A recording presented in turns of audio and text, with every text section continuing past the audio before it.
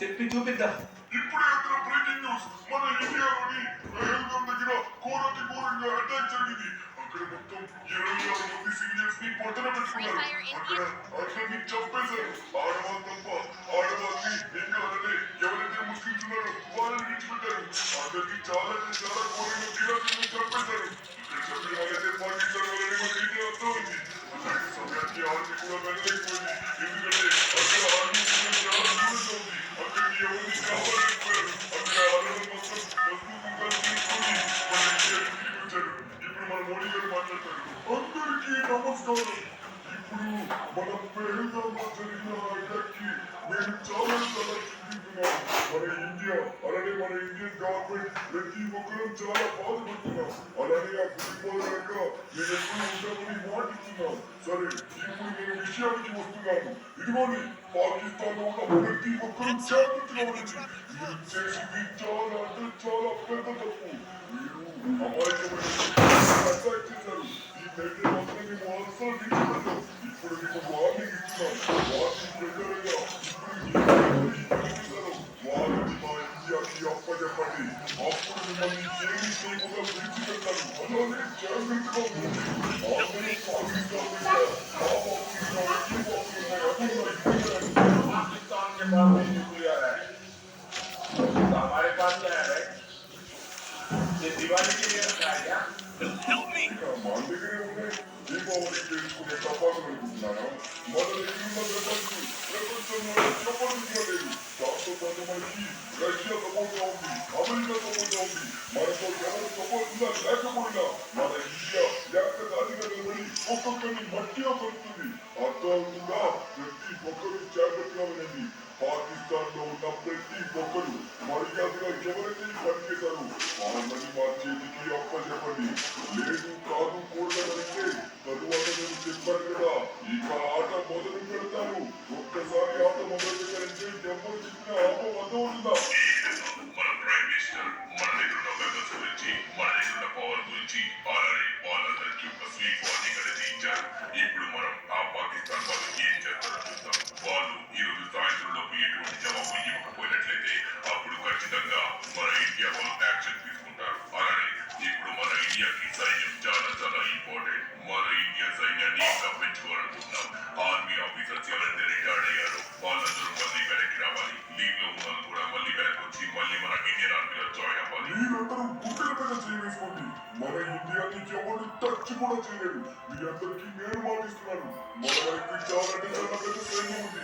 ఇంకా మన సైన్యాన్ని వెనక్కి తెప్పిస్తున్నాను. ఎవరైతే రిటైర్డ్ అయ్యారు అలానే ఎవరైతే ఇప్పుడు లీవ్ లో ఉన్నారు అందరూ వెనక్కి వచ్చి మన దేశానికి సేవ చేయాలి.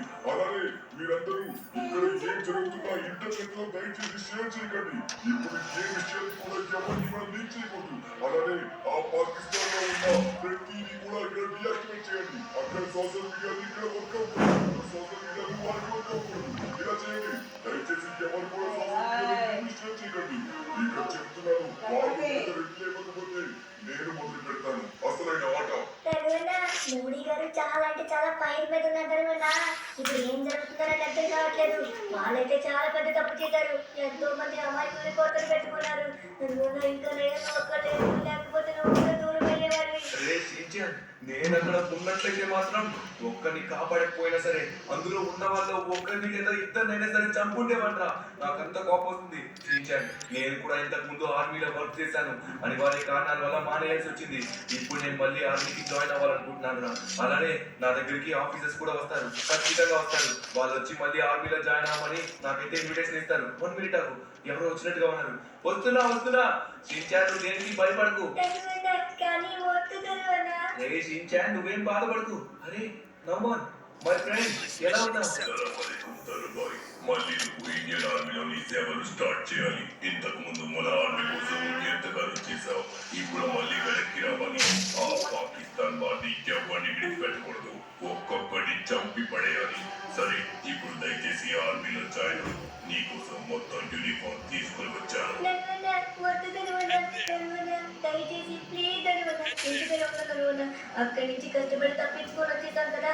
ఇప్పుడు మనకేం కాకూడదంటే నువ్వు ఇంటికనే ఉండాలి ధనువన్న. ధనువన్న ఎక్కడికి వెళ్ళకు, చాలా డేంజర్ ధనువన్న. ఇప్పుడు నువ్వు ఎక్కడికైనా వెళ్తే నీకేమైనా నేను అసలు లేను, నేను ఒక్కడే అసలు లేను. రే షించాన్, నువ్వు భయపడుతున్నావేంట్రా?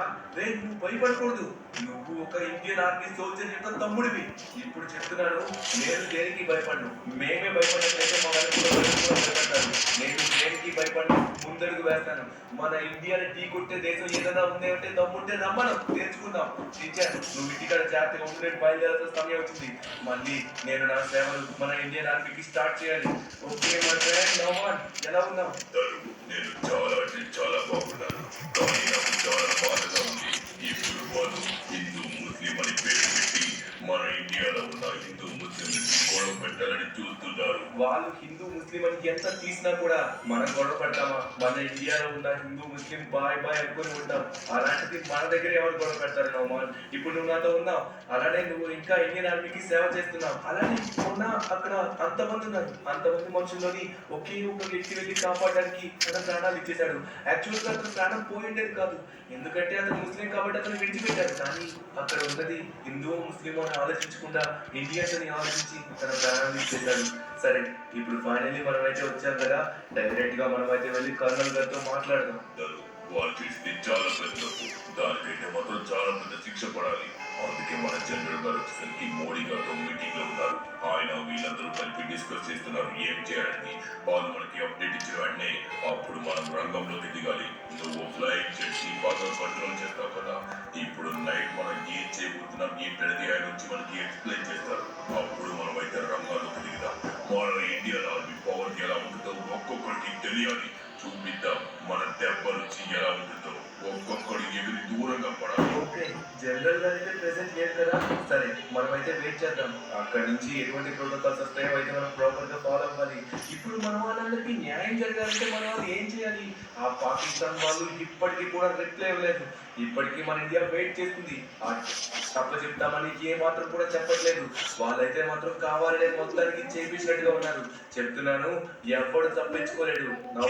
ప్రతి ఒక్కరిని అర్థం చేద్దాం. ఓకే, సరే, లేట్ చేయకుండా తొందరగా మనమైతే జనరల్ గారిని కలుద్దాం. ఆయన వచ్చేసరికి కొంత సమయం పడుతుంది.